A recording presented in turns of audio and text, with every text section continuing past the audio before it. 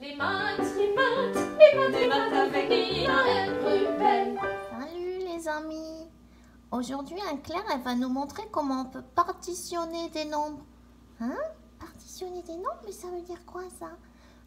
Ça veut dire qu'on peut les décomposer en deux autres nombres. Et elle va nous montrer comment on voit bien ça avec les réglettes cuisinaires. Oh, chouette. À tout à l'heure. Et oui, Ruben, aujourd'hui on va reprendre les réglettes cuisinaires. Et comme on avait vu l'autre fois, c'était vraiment intéressant d'utiliser ces réglettes pour voir ce qui se passe quand on additionne deux nombres. Comme ici, j'ai le nombre 3 auquel j'ajoute le nombre 5. Et on peut vérifier que ça fait bien 8. Mais aujourd'hui, on va s'intéresser à partitionner les nombres. Et donc par exemple ici, je vais prendre le nombre 6. Je peux commencer par exemple en me souvenant que le nombre 6, c'est le nombre qui est après 5. C'est-à-dire que c'est 5 plus 1. Et puis je peux trouver comme ça que ça va être 4 plus 2. 3 plus 3. 2 plus 4,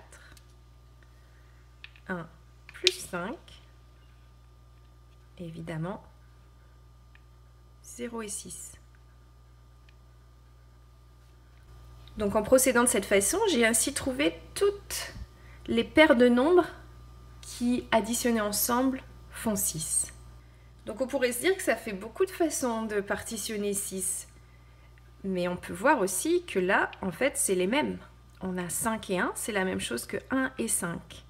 Et oui, parce que quand on additionne deux nombres, ça n'a pas d'importance dans quel sens on les additionne. On a bien le même résultat. 4 et 2, 2 et 4. Et 3 et 3. Donc au total, on a 3 paires de nombres qui ensemble font le nombre 6. Oh, t'as vu Ruben? C'était chouette, hein? Mais moi, ce que je me demande, c'est... dis donc, ça en fait des choses à se souvenir, hein, comment partitionner tous les nombres et tout ça, trouve pas? Ouais. Oh, bah tu sais, moi, je vais t'expliquer ma technique. Tu vois, par exemple, avec 6, et ben moi, j'imagine qu'on est 6 copains et copines au parc et on joue à cache-cache. Donc, il y en a un ou une qui cherche, d'accord? Et puis, il y en a 5 qui se cachent. Et puis après, quand il y en a un ou une qui est trouvée, elle est plus cachée. Donc, ça fait 2 pas cachés, 4 cachés. Puis après, il y a encore une autre personne qui est trouvée, donc elle est plus cachée. Donc, ça fait 3 cachés, 3 pas cachés. Tu vois, comme ça, jusqu'à 6 qui sont plus cachés et puis 0 caché. Ah, bah j'adore ta technique, Ruben, c'est excellent ça. Oh, bah je vais essayer de faire ça moi maintenant aussi, hein. Ouais, tu sais, et puis à mon avis, à force de faire ça dans sa tête et de jouer avec les nombres, et ben après, tu sais, c'est comme les copains et copines de la classe. Au début de l'année, on connaît pas tous les prénoms, et puis à la fin, on connaît tout le monde, on connaît tous les prénoms. Ah, mais oui, t'as raison.